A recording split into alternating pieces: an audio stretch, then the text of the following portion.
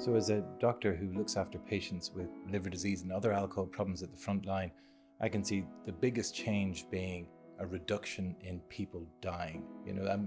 It's been something that's been getting worse for the last 15, 20 years in Ireland. And so it's been something that we've been desperate to have an impact on.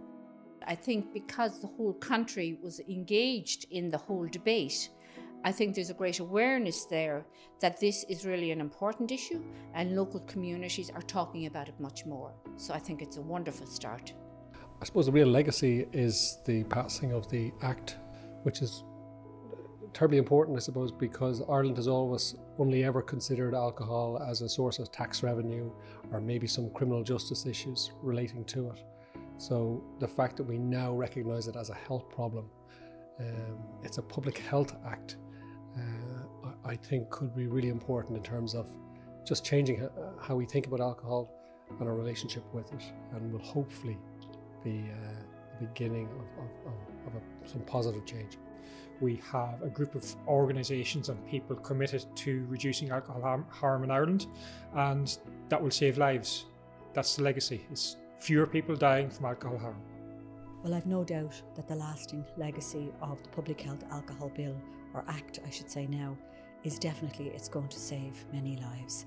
And I think my work with the Rise Foundation and working with families, that will be, such a nice feeling to know that people are not going to die. We may not be able to save, millions of lives, but I think definitely there will be more lives saved, and I'm so happy to be able to say that.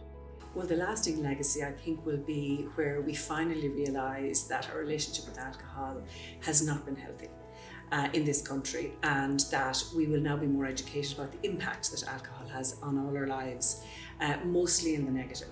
The impact that it has on causing cancer, the impact it has as a depressant on people. And I think it's important that our young people are protected from the influence of the drinks industry to turn them into drinkers from the minute they walk around a supermarket with their mammy and their buggy. This campaign saw us bringing together advocates, civil society organisations and health professionals, and really change the dialogue around alcohol to being a commodity into a public health campaign. And it has really energised, I think, the different types of organisations and individuals to work together. And I'm hoping that we can come together on other campaigns, other health issues for public good. I think what it proves is, and what the legacy is, that, when we talk about something must be done about a problem that we see, it actually demonstrates that something can be done. However long it takes, through persistence, a really dogged approach of people who know the science, who know the health element of it, they know the emotional and have experienced it themselves, can come together with the political system and actually deliver the change. Because people ask, can you change anything in the country? And you can change things, and it's proof of that. So I think it's more than simply the issue itself, which is critical. It proves that we can do something about alcohol and alcohol abuse. It also shows, actually, that by taking action, you can bring about change. I think it'll save lives. I think maybe not in my lifetime. I probably won't see the full benefits of this bill, but over a period of years, I think it will have a great benefit towards young people.